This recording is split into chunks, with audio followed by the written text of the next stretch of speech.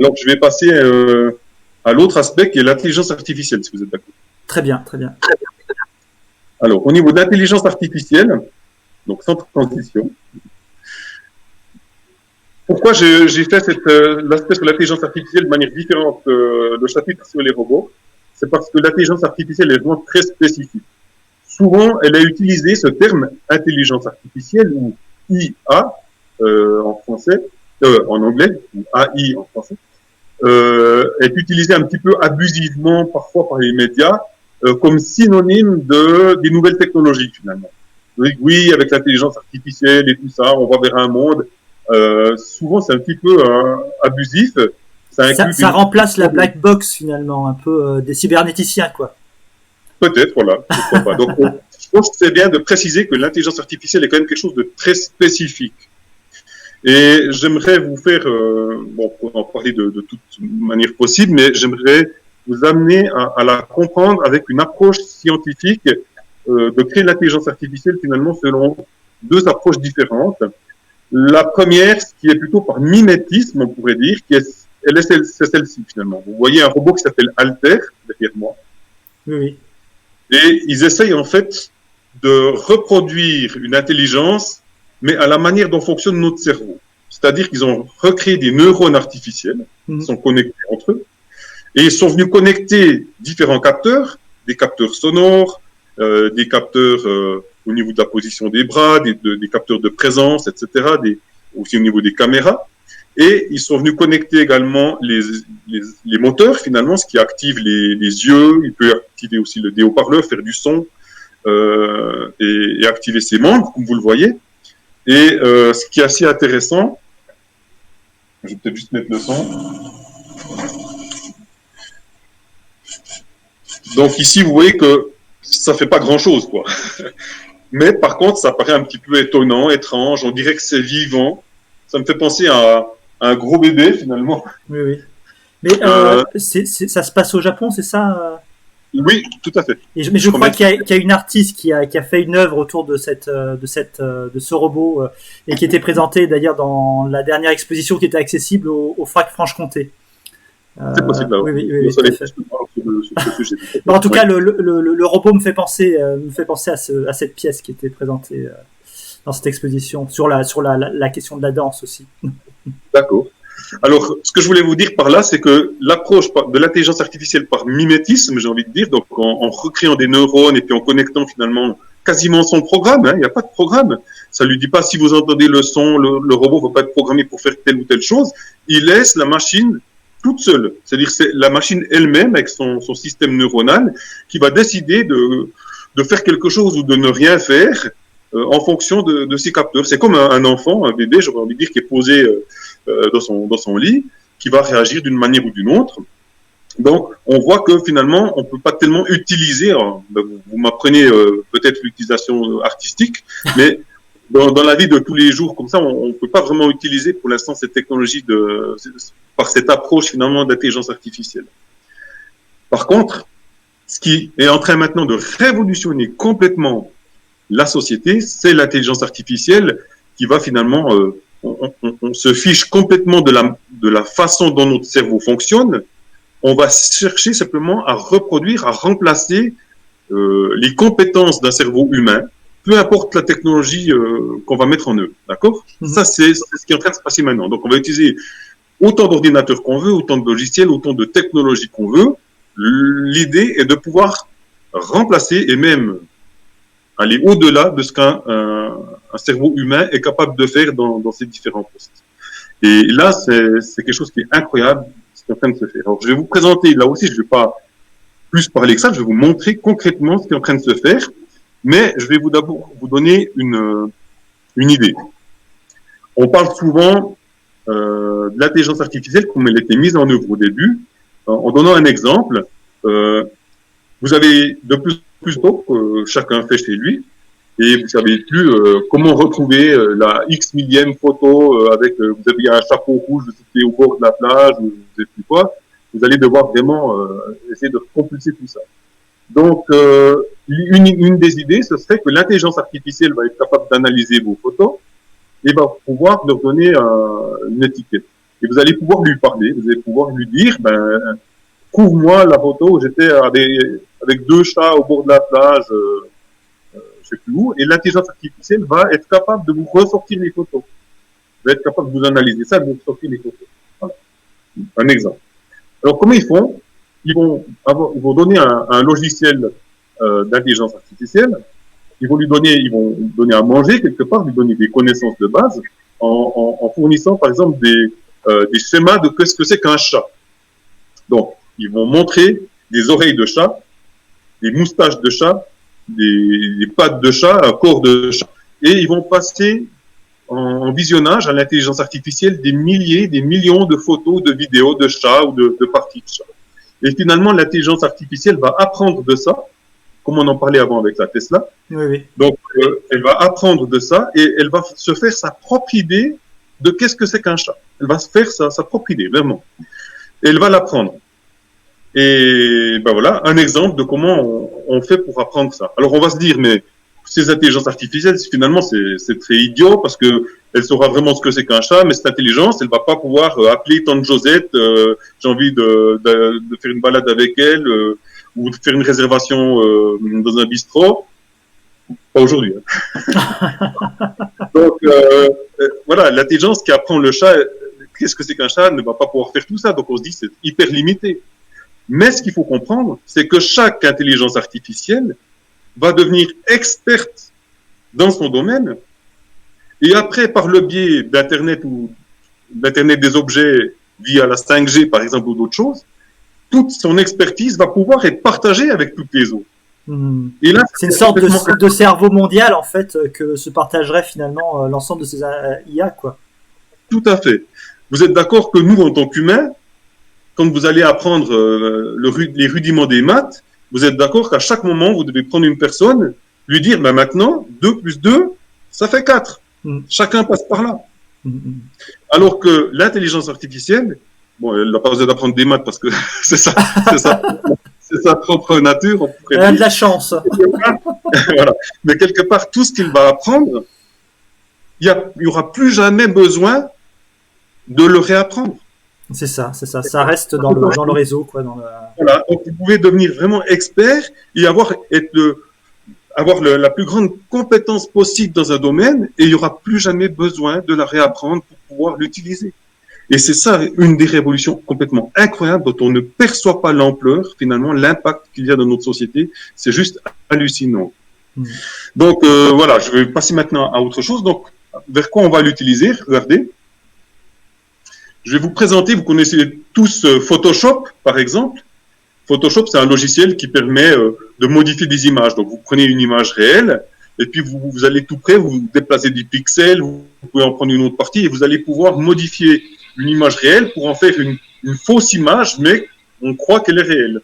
Oui. Et là, avec l'apprentissage de l'intelligence artificielle, vous voyez, ils ont cliqué juste sur la couleur brune qui signifie rocher, et ils dessinent le rocher, et l'intelligence artificielle va vous créer directement le rocher, et en fonction de son apprentissage, va créer les reflets dans l'eau. Vous pouvez décider quelle lumière, avec, sans soleil, à quelle heure du jour vous êtes, si vous voulez une plage en galets, en herbe, en sable, et tout ça en temps réel.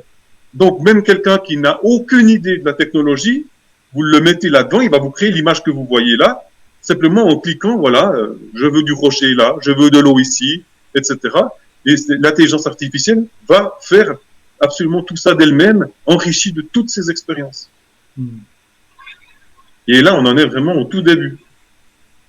Voilà, regardez bien maintenant, à partir d'une photo réelle. Vous allez voir, vous voyez la photo, et de notre côté, la personne décide d'effacer finalement le fil. Il y a une espèce de corde là, donc elle décide d'effacer, et l'intelligence artificielle comprend ce qu'elle veut effacer, il va recréer le paysage ou la partie de la photo qui aurait potentiellement derrière pour qu'on ne voit plus finalement que oui. Pose. Donc vous pouvez complètement effacer ce que vous avez envie et l'intelligence artificielle va recréer automatiquement derrière. Et là aussi, il n'y a plus besoin d'avoir une compétence qu'il fallait quand même avoir quand on utilisait Photoshop ou un logiciel similaire, par exemple, où il fallait quand même passer du temps, avoir un peu une idée pour gommer les détails, je sais que c'est toujours très long avec les pinceaux, les gommes, etc. Voilà. C'est fou. Donc là, vous voyez, ça se fait automatiquement. Voilà, exactement. On pourrait aussi utiliser dans les salons de coiffure ou ailleurs. Ça va toucher tout le monde. L'intelligence artificielle est utilisée de plus en plus, mais partout, dans tous les domaines. Voilà. Oui, c'est vrai que là, on n'imagine pas que derrière ces processus, il y a de l'intelligence artificielle, mais en fait, elle est bien là, quoi. Exactement. C'est pas que. Donc là, vous voyez, de rajeunissement. Donc c'est pour ça que c'est imperceptible. Et c'est ça qui est souvent dangereux dans les technologies ou même dans toutes les choses, parce que tout ce qui est imperceptible au sens humain est potentiellement dangereux, puisqu'on ne le voit pas, on voit pas l'impact. On le voit bien même au niveau chimique avec les nappes phréatiques polluées, etc. Qu'il y a un produit chimique qui s'insinue dans une nappe phréatique n'est pas quelque chose qui est visible à nos sens. Elle le sera au moment où on commence de percevoir un goût bizarre ou à s'intoxiquer, mais pendant des années, les plastiques qui se sont accumulés dans les océans aussi, on les a pas vraiment vus. Et maintenant, c'est en train d'apparaître au grand jour, par exemple. Donc, c'est la même chose avec l'intelligence artificielle. Elle est en train de s'insinuer absolument dans tous nos périphériques, dans tous nos logiciels, dans toutes nos applications, dans toute notre vie et notre société, sans qu'on s'en aperçoive. Alors maintenant, on l'a vu dans le domaine de l'image. Et là, je vous montre aussi une personne, parce qu'on le fait aussi, bien sûr, l'intelligence artificielle est utilisée aussi dans le domaine de la voix, dans le domaine du son. Vous savez que, enfin, chez nous, par exemple, le Swisscom utilise, par exemple, un scanner de voix. Donc, il scanne notre voix quand on demande de parler au support par téléphone.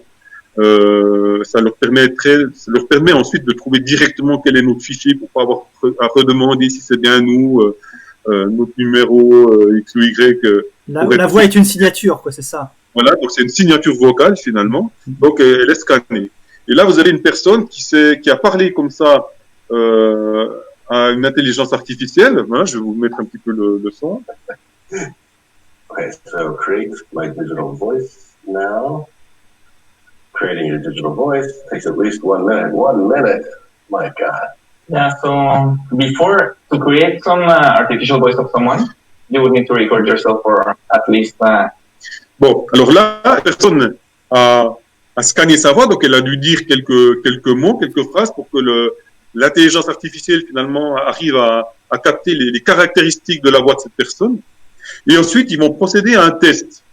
Donc, la personne va écrire sur son ordinateur, comme vous le voyez là, elle écrit quelques textes et l'intelligence artificielle va parler, donc va dire ces textes avec la voix du monsieur, mais c'est pas lui qui va le faire, c'est pas préenregistré, c'est vraiment l'intelligence artificielle qui va générer exactement avec sa vraie voix. Oui. Enfin, c'est une imitation de sa voix. La synthèse, c'est une vraie synthèse en fait de la voix originelle, quoi.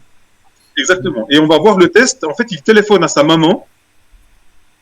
Voilà. Ici, je vais remettre le son. Il va téléphoner à sa maman pour voir s'il voit une différence.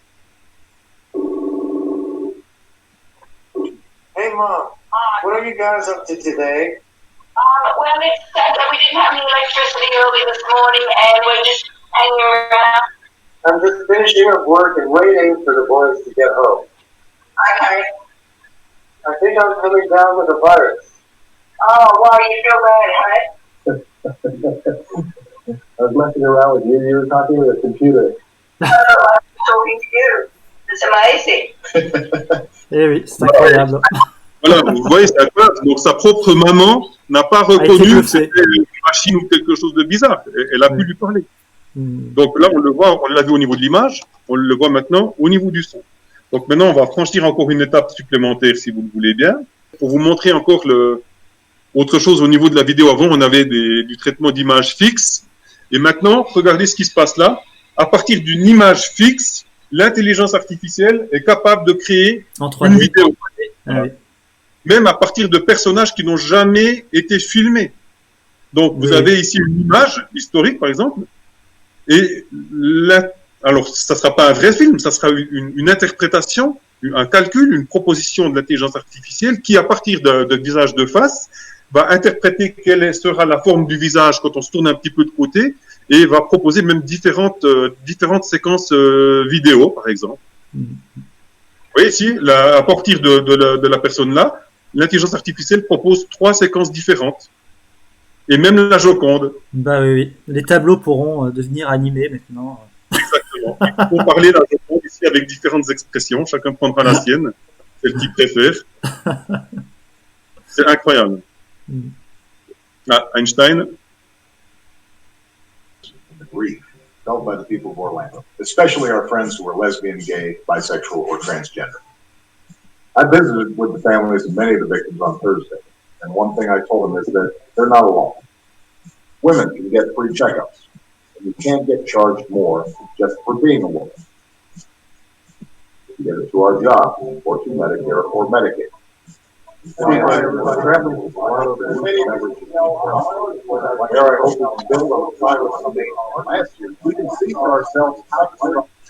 Donc voilà, vous avez vu Barack Obama, l'ancien président des États-Unis, qui parle, mais en fait, c'était pas lui.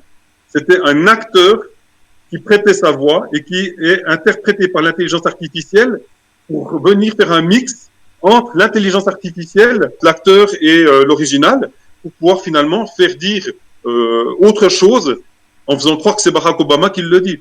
Oui. Donc, c'est complètement incroyable. Et maintenant, on va le voir avec George Bush, encore un autre président des États-Unis.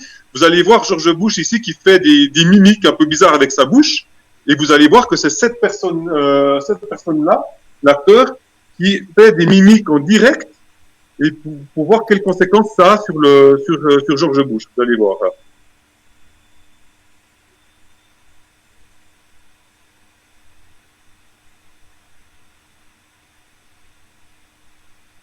Absolument toutes les mimiques avec sa bouche, etc., est reproduite sur George Bush. Donc, ce qui fait que là, il vous montre qu'il y a des tas de photos qui se font passer ou de vidéos qui se font passer pour des vraies, qui sont en fait des fausses.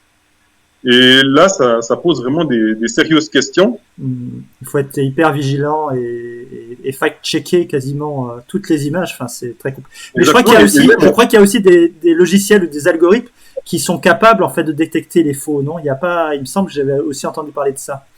Alors c'est possible et je pense que ça peut nous aider parce que après on est dans un monde tellement bouleversé et je dirais presque non maîtrisé, hein, oui. que on est dans un monde où gentiment tout le monde, on pourrait presque dire n'importe qui va pouvoir faire n'importe quoi. C'est pas forcément rassurant. Non, c'est loin d'être rassurant, effectivement. Voilà.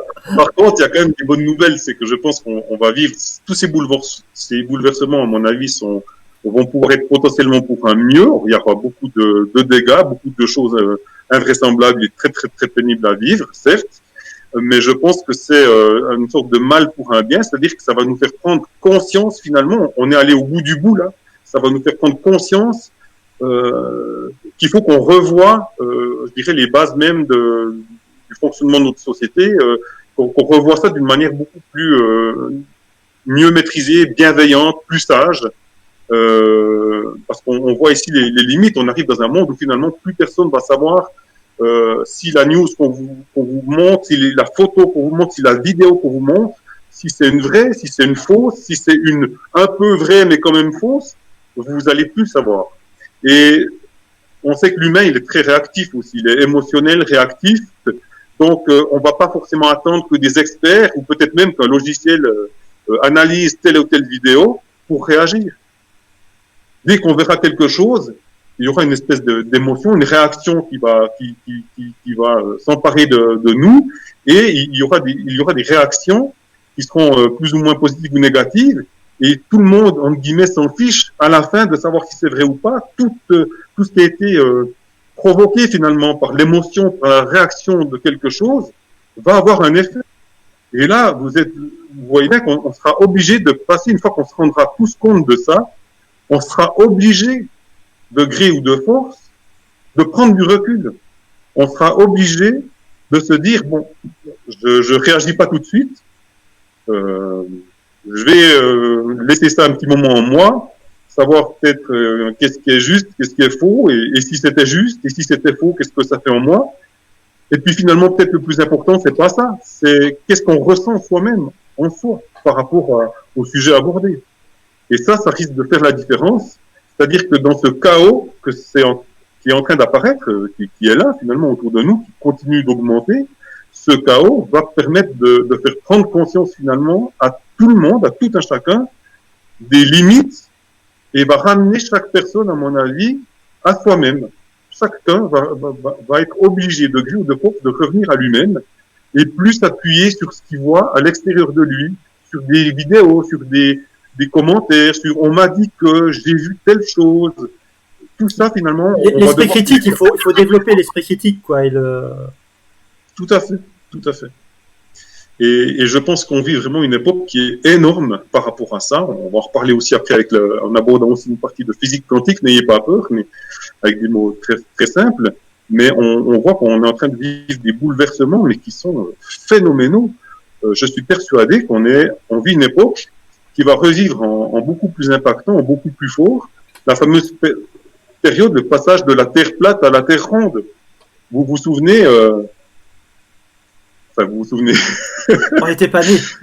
Voilà, on n'était pas nés, mais au début, bien sûr, ils ont failli se faire brûler. Hein. Enfin, il y a eu toute une histoire avec ceux qui disaient que la Terre était ronde et puis ceux qui disaient mais non. Enfin, c'est possible.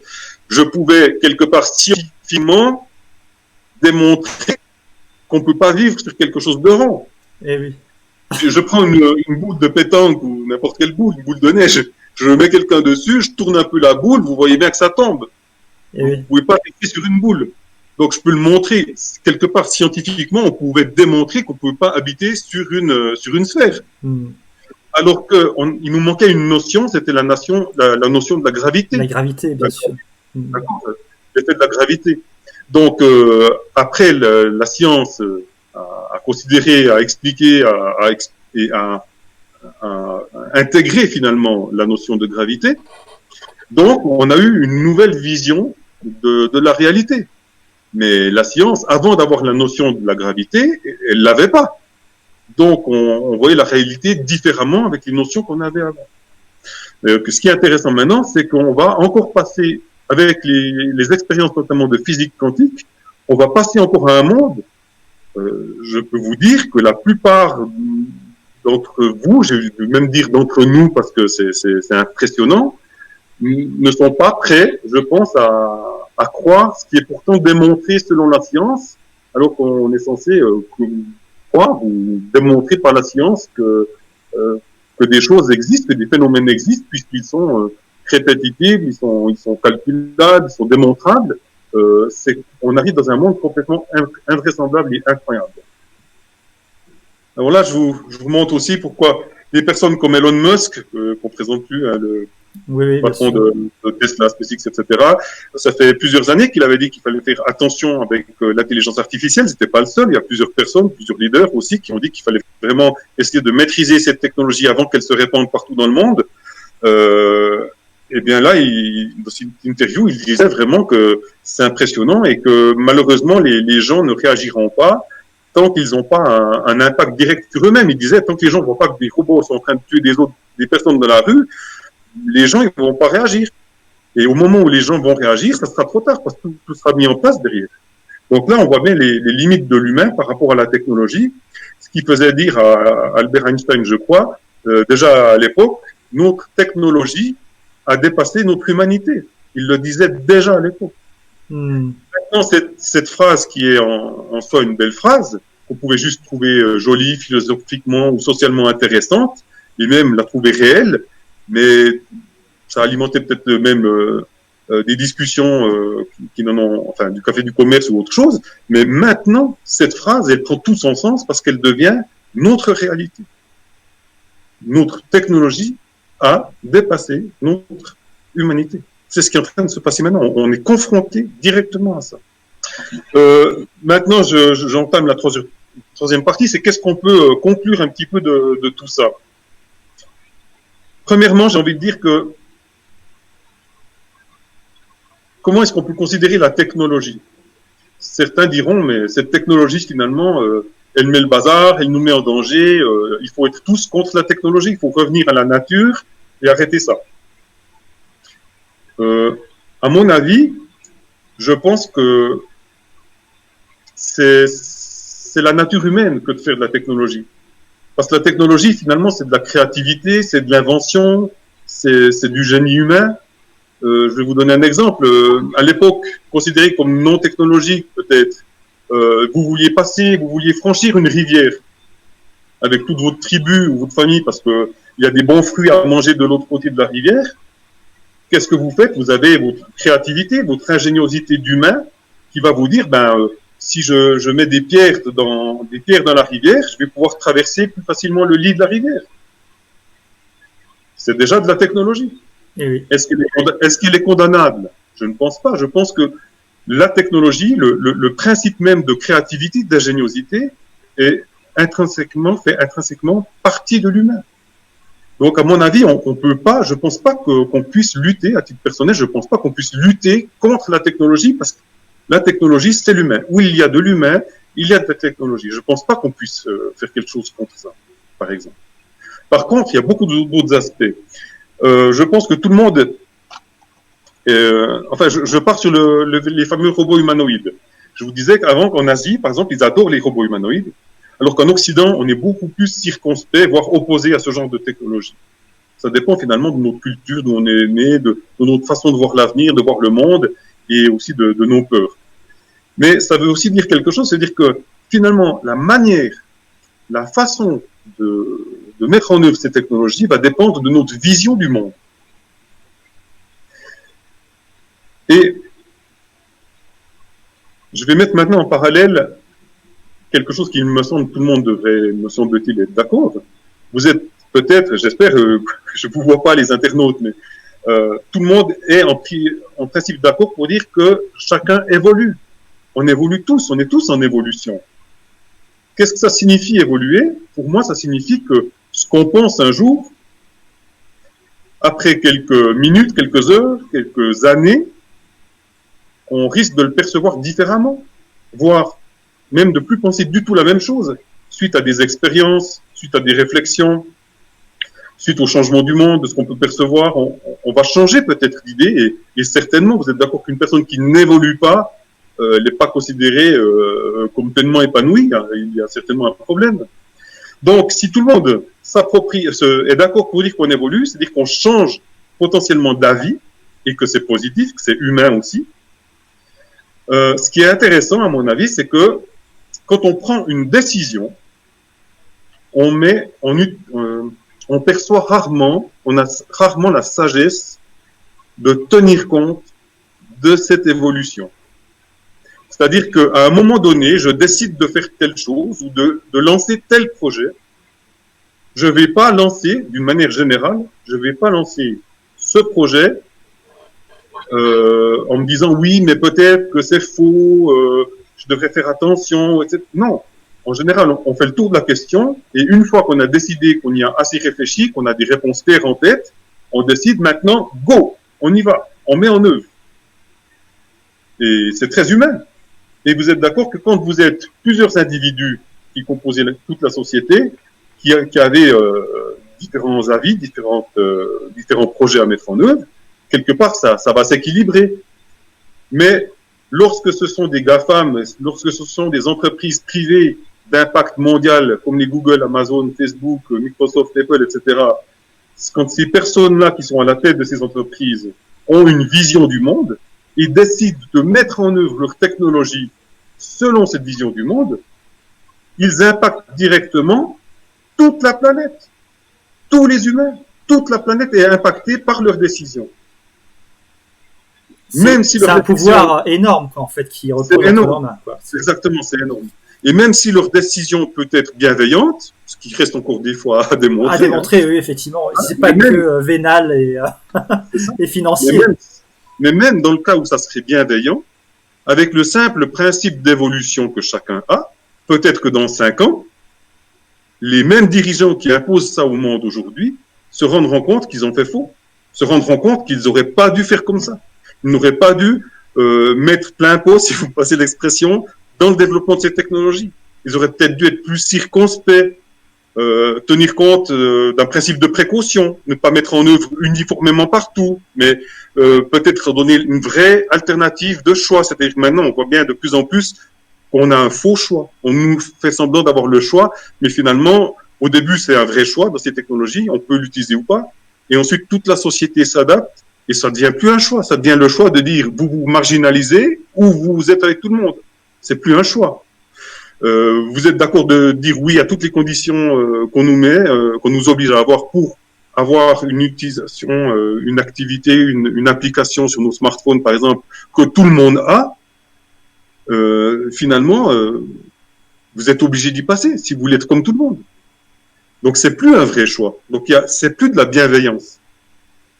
Et à ce moment-là, il devrait y avoir, au moment donné où une technologie, une application a une influence au niveau mondial, à mon avis, ça devrait plus être aux privés qui ont imaginé ce genre de technologie ou qui les ont mises en œuvre, de continuer d'être finalement les seuls maîtres à bord et d'impacter toute la planète et tous les gens. Il doit y avoir quand même une capacité beaucoup plus démocratique, beaucoup plus contrôlée, où les gens sont eux-mêmes davantage autonomes, considérés, pour pouvoir finalement utiliser ces technologies. Alors qu'on voit de plus en plus, ce n'est pas le cas.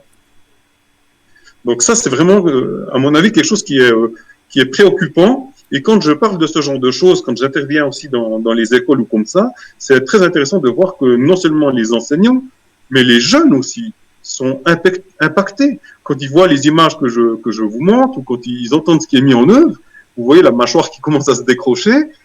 Et puis après, ça les touche personnellement. Ils aimeraient comprendre dans quel monde ils arrivent et quelles sont finalement les clés pour comprendre dans quel monde on va évoluer et quels sont les dangers ou les avantages du monde dans lequel on va aller. Mais là, franchement, on est en train de vivre un monde complètement chamboulé.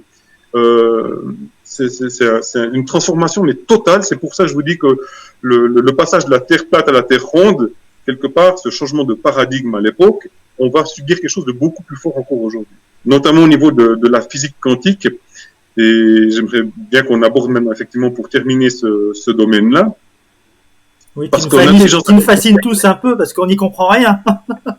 Oui, alors dans l'intelligence artificielle, ils travaillent même actuellement donc sur des intelligences. On dit oui, mais l'intelligence artificielle finalement c'est quand même toujours des humains qui programment derrière. Oui. Non, c'est déjà fini. Ils ont déjà fait des intelligences artificielles capables de programmer d'autres intelligences artificielles. Première chose. Deuxième chose, ils sont en train de travailler sur la conscience artificielle. Donc, c'est-à-dire que la machine se voit penser. Même certains humains ne font pas ça. Donc, franchement, ça pose quand même des questions. Et les personnes qui mettent en œuvre ça, ce ne sont pas c'est pas une start-up dans un garage. C'est des Facebook, c'est des Google qui mettent en œuvre ces technologies, alors qu'ils ont l'impact mondial, l'impact planétaire. Ce sont eux, avec leur propre vision du monde d'aujourd'hui, qui mettent en œuvre ces projets, qui mettent en œuvre le transhumanisme, qui mettent en œuvre des programmes entiers avec des moyens presque illimités dont ils disposent pour faire ce qu'ils veulent selon leur vision du monde. Et l'imposer finalement à la majorité, quoi. Voilà. Et là, on va en discuter, bienveillant, pas bienveillant, mais je le redis, même avec bienveillance, sur le simple principe que chacun évolue, à n'en pas douter, dans quelques années, les dirigeants verront la chose autrement. Je suis persuadé. Alors maintenant, il parle de conscience artificielle. On peut dire, mais qu'est-ce qu'un humain finalement? Alors, je vais déjà commencer avec ça, ce petit élément de chez Lego. Un milestone, un élément un robot Lego. Ah, d'accord. Ah oui. Moi, j'ai pas connu cela. Oui, même ils le font plus celui-ci. C'est le Mindstorms NXT.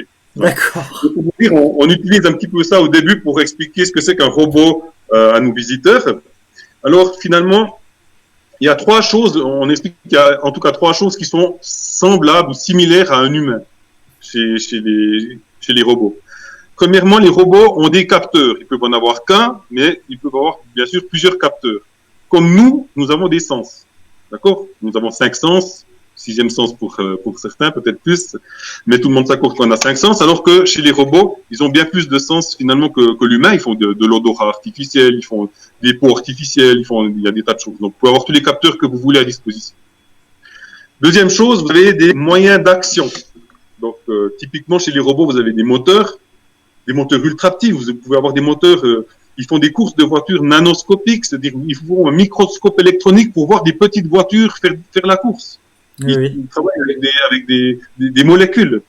Donc c'est assez impressionnant. Ou alors vous pouvez avoir des muscles artificiels ou toute chose que vous voulez, alors que nous, nos moyens d'action, l'humain, son moyen d'action, ce sont les muscles. Même quand je parle, hein, tout ça, ce sont les muscles. Et puis ensuite, vous liez donc les capteurs d'un côté et les moyens d'action de l'autre, vous les reliez au module de programmation, souvent c'est un ordinateur, comme tout ça est relié chez nous dans notre cerveau. D'accord ? Avec nous, on a des réflexes, on a une logique, j'espère pour tout le monde. Et puis, alors chez les robots, finalement, c'est la même chose, c'est le même principe.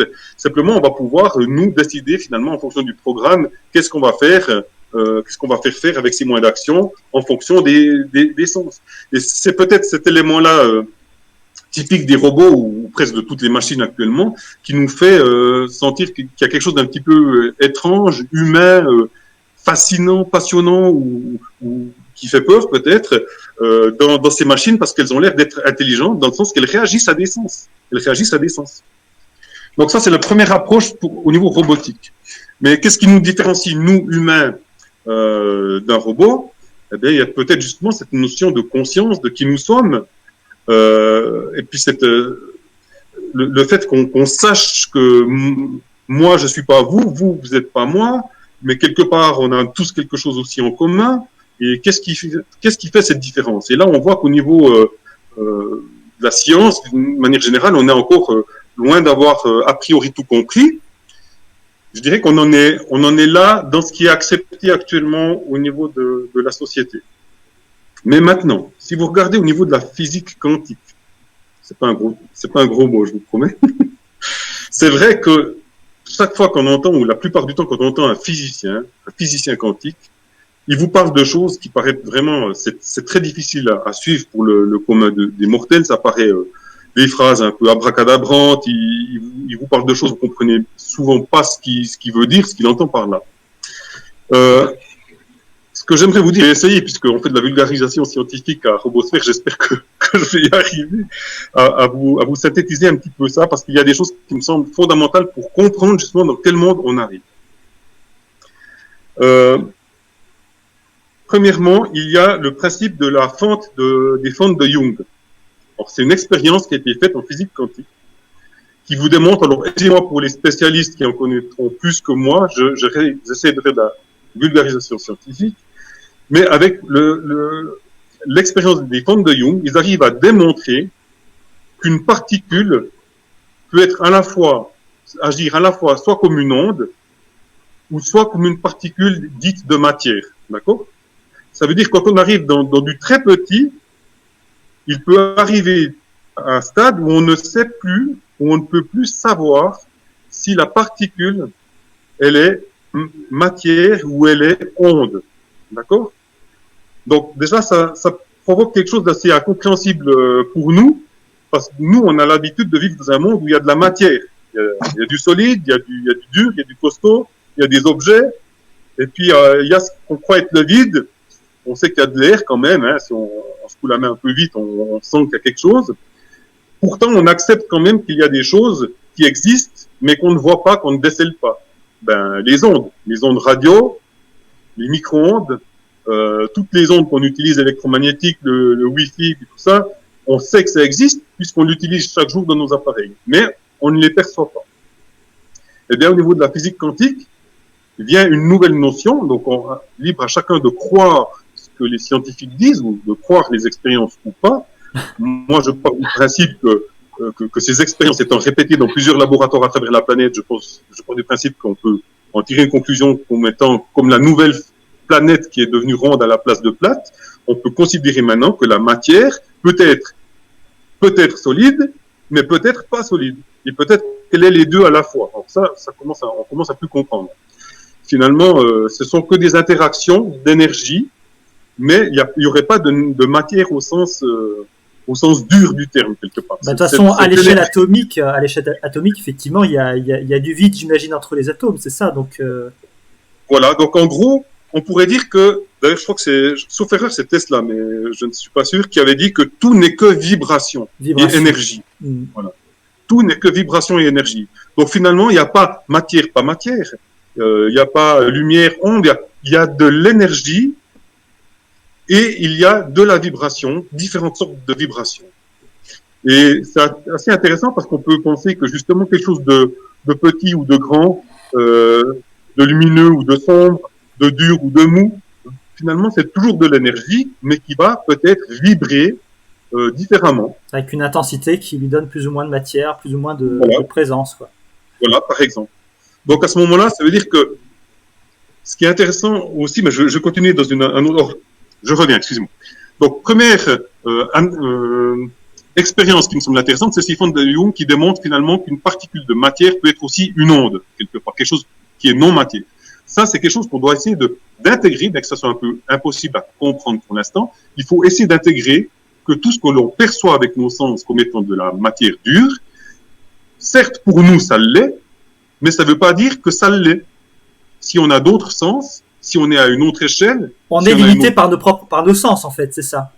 Exactement, on est limité par nos sens. Avec un microscope électronique à balayage ou je sais pas quoi, effectivement, on voit les choses totalement différemment, quoi. Voilà. Et puis, même maintenant, il y a des ondes et des particules qui nous transpercent, qui passent à travers notre corps, à travers d'autres choses. Donc, tout ça, c'est des choses qui existent, par exemple, aussi. Ensuite, il y a un deuxième phénomène qui me semble vraiment intéressant, c'est le phénomène d'intrication. Donc, l'intrication, là, encore une fois, je suis désolé au niveau des spécialistes qui connaîtront mieux que moi, j'essaie de faire une vulgarisation scientifique aussi utile que possible. Ça permet de démontrer qu'il n'y a plus de limitation, comme on nous l'avait dit, de la vitesse de la lumière.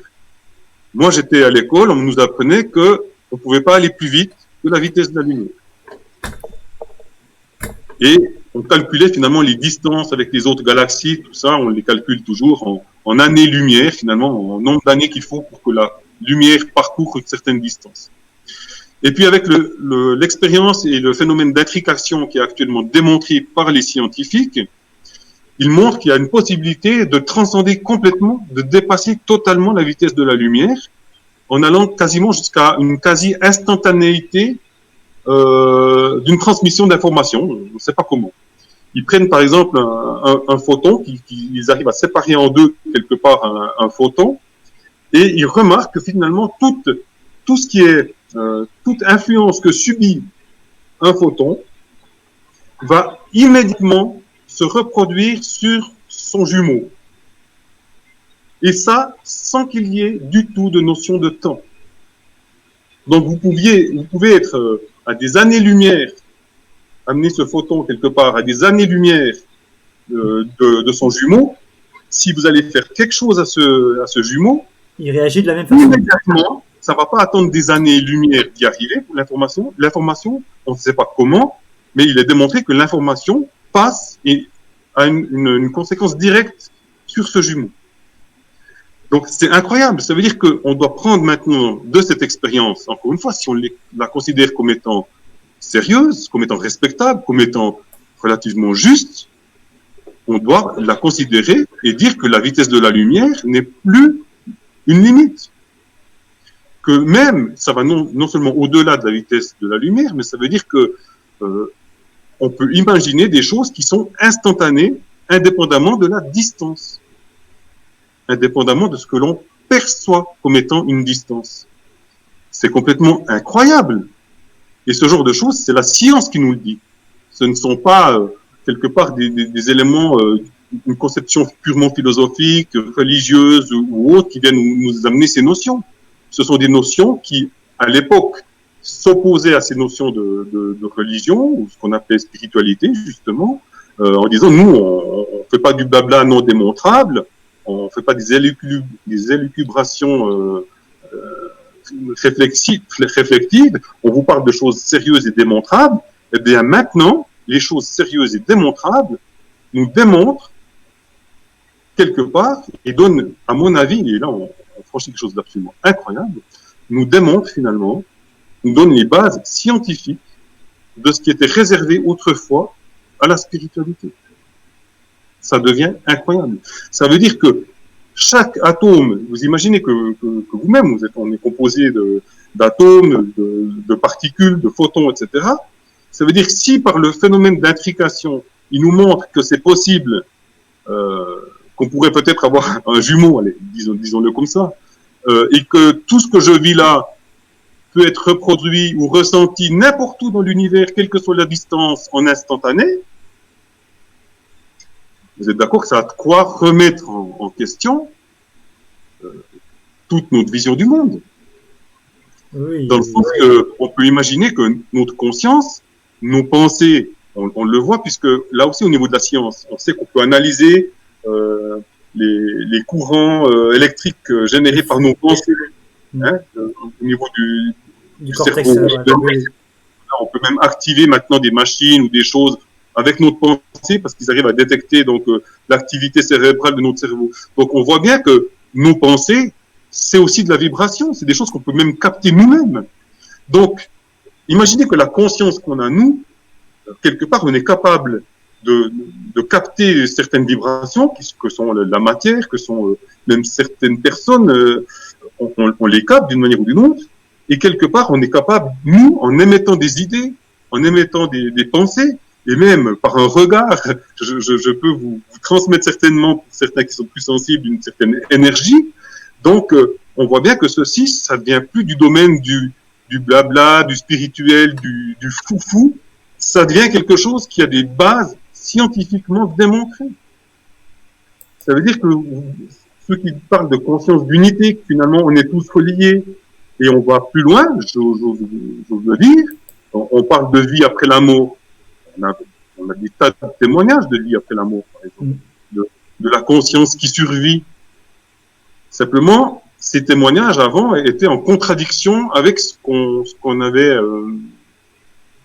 était d'accord de considérer comme étant juste au niveau de la science. Donc, ce qui s'écartait de ce qui était considéré comme étant juste et vérifiable par la science, on a tendance à le mettre un petit peu de côté. Jusqu'au moment où, justement, on a de nouvelles bases qui nous permettent de comprendre ça. Et ça nous permet d'imaginer toutes choses. Donc, ces simples éléments de physique quantique, ces deux expériences à elles seules, et il y en a beaucoup d'autres, hein, je peux vous dire, mais ces deux expériences à elles seules, si on les considère comme étant des faits, comme étant des réalités, ça donne libre cours à penser que notre conscience, elle est immortelle. Que notre corps physique, finalement, ce n'est que de l'énergie avec une certaine vibration, mais que quand on perd ce corps physique, ça va perdurer finalement, notre conscience va perdurer, va pouvoir utiliser peut-être d'autres corps, peut-être, on parle de réincarnation, ça paraît complètement fou pour la plupart des gens, c'est des choses qui sont du domaine de la religion, mais si vous raisonnez physique quantique, et maintenant vous avez même un célèbre physicien quantique chez vous qui est en poste au CNRS en France, qui s'appelle Philippe Guimand, vous pourrez aller voir ses conférences, il est reconnu par ses pairs, en tout cas jusqu'à présent toujours. Donc c'est une personne qui vous parle que notre conscience perdure après la mort. C'est un physicien qui vous dit ça. Ce ne sont pas des religieux ou des philosophes. Donc on arrive à quelque chose qui est vraiment fondamental. Et ça, je pense que ce paramètre-là, ça va être très très fort et très très bouleversant pour la plupart d'entre nous et pour toute notre société. Et je pense qu'on va au-devant de ça, quelque part. Et maintenant, c'est ce qu'on va faire à Robosphère. On va on va pas seulement faire de la technologie pure, on va faire de la vulgarisation scientifique aussi dans le domaine de la science en général, justement pour pouvoir donner des expériences avec des mots très simples, faire comprendre justement ce que la physique quantique, comme je viens de le dire, en espérant que vous ayez un peu compris ce que j'en tirais, ce qu'elle nous dit finalement et à quel point ça nous fait changer nos perceptions du monde. Et maintenant, je boucle la boucle, puisqu'en changeant notre perception du monde, j'ai évolué. Et donc, la mise en œuvre des technologies va être faite de manière certainement totalement différente de si je n'avais pas cette notion, cette vision du monde.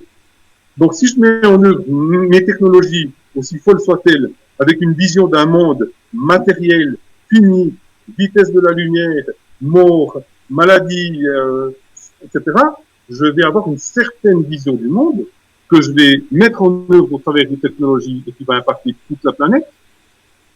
Alors que aujourd'hui même, alors qu'on met en œuvre ces technologies, la science nous démontre, il nous dit qu'on doit se baser sur une toute autre vision du monde. Sur une survivance de la conscience, sur un aspect impalpable, sur le dépassement de la vitesse de la lumière, et on n'en est qu'au tout début de ça. Donc, de toute façon, ça sert à rien d'aller trop vite. Déjà là, ça va faire certainement un choc peut-être pour certains, mais ça veut dire qu'on est vraiment en train de vivre quelque chose de complètement fou, et on a envie d'accompagner à Robosphère la population dans ce genre de dans questionnement. cette prise de conscience, effectivement, qui permet peut-être aussi d'ouvrir d'autres horizons et peut-être de nouvelles réflexions, voire, j'imagine, chez votre jeune public, peut-être des carrières futures dans le domaine des sciences. Notre public, c'est pas qu'à des enfants, bien au contraire. Bien sûr, bien sûr. Nous, on a eu nos visiteurs, notamment pour les visites guidées, par exemple, on a des discussions passionnantes avec des personnes âgées, parce qu'elles ont elles ont toute une vie finalement derrière elles d'évolution technologique, d'impact et de questionnement. C'est absolument fabuleux ce qu'elles ont vécu comme évolution jusqu'à maintenant. Donc c'est pas que nous on apporte de l'information à sens unique, c'est un échange entre personnes, finalement l'expérience des uns et des autres, voilà. Et surtout on ne fait pas de prosélytisme, on n'est pas pro-technologie à Robosphère. On utilise la robotique et la technologie comme étant une base d'accroche par rapport aux gens qui sont fascinés par rapport aux objets qui nous impactent tous les jours. Venez, et c'est la première base sur laquelle on part, et après on va voir qu'est-ce qu'on peut en tirer de tout ça. Quand on comprend l'évolution qui est en cours, au travers de l'évolution purement technologique et de l'intelligence artificielle, on aboutit immanquablement aux révolutions finalement scientifiques, notamment la révolution quantique qui est absolument en cours. D'ailleurs, ils utilisent aussi en technologie la physique quantique, puisqu'il y a des ordinateurs qui sont annoncés, des ordinateurs quantiques qui vont fonctionner à la vitesse de la lumière, avec des photons et d'autres choses. Donc, on entre vraiment dans l'ère quantique, je dirais, et ça doit pas faire peur. Tout le monde va y passer quelque part, tout le monde y passe, tout le monde est concerné, et tout le monde va pouvoir le comprendre, tout le monde va pouvoir agir. Et à mon avis, ce que la physique quantique annonce, c'est que finalement, c'est que nos propres pensées et nos propres idées peuvent avoir une influence directe sur notre environnement, puisque ce sont des ondes, puisque ce sont des vibrations, et que tout ce qu'on perçoit comme étant notre environnement, c'est la même chose. On peut complètement comprendre que finalement, la pensée, on est des sortes de créateurs, de récepteurs et de créateurs également de notre monde, et finalement, la façon dont on pense le monde, notre propre vision du monde, nos propres œillères qu'on s'est fait, peut-être qu'on s'est fixé avec notre éducation, que ce soit en famille, que ce soit avec l'école, que ce soit dans notre société, notre fonctionnement, ce qu'on a perçu, qui vient de l'extérieur et qu'on a finalement accepté comme étant notre paradigme de vie, nos fonctionnements. Ah oui, il faut faire comme ci, ça ne doit pas faire comme ça, il y a des choses qui se font, des choses qui se font pas. Tout ça, on l'a accepté, donc finalement, on a transformé nos pensées pour les adapter avec ces paramètres-là, mais finalement, peut-être que on peut complètement chambouler notre monde simplement en le voyant différemment. Changer de regard, changer de perspective, effectivement. Donc ça serait mon mot de la fin, pour conclure. Ça serait de dire que, je crois personnellement à ça, donc à l'influence de nous, de notre vision du monde, de chacun, peut changer quelque part le monde réel, le monde concret, et on n'est pas juste des moutons, des victimes finalement de choses qui se passent à l'extérieur et toute une technologie où on est obligé de suivre. Oui, il y a une partie de ça, parce qu'on est obligé, on vit dans ce monde de 3 dimensions avec nos 5 sens, quelque part, mais je suis persuadé qu'on vit un moment où on va transmuter, on va passer de cette vision-là à une vision complètement différente, où à la fois il y a cette réalité-là, mais à la fois on est capable de co-créer, de créer soi-même et d'aider à changer le monde par nos propres, ne serait-ce que nos propres pensées quelque part. Et ça, on arrive vraiment dans un domaine qui était jusqu'à présent réservé uniquement à la spiritualité ou au religion. L'ésotérisme un peu aussi, on a le sentiment effectivement que on arrive finalement à démontrer des choses que certaines personnes avaient anticipées de manière intuitive, on va dire. Exactement. Et tant qu'elles ne sont pas démontrées par la science, elles sont censées ne pas exister. Donc c'est pour ça que c'est assez intéressant, puisque je reviens à la Terre ronde et plate. À l'époque de la Terre plate, où on croyait que la Terre était plate, la science pouvait vous démontrer encore une fois qu'on ne pouvait pas vivre sur quelque chose de rond, Bien pouvez sûr, poser bien un sûr. bienveillance, vous êtes tombé. Donc, on voit bien que la science, elle ne dit pas finalement ce qui est. Oui, oui. La science, elle nous dit que où on en est dans notre compréhension du monde. Donc ça, il faut aussi intégrer que finalement la science continue de progresser, donc elle va continuer de creuser finalement ce qu'on ne sait pas encore pour qu'on finisse par le savoir, et par là même, on va changer notre vision du monde, et elle est actuellement en train de devoir presque quelque part être changée.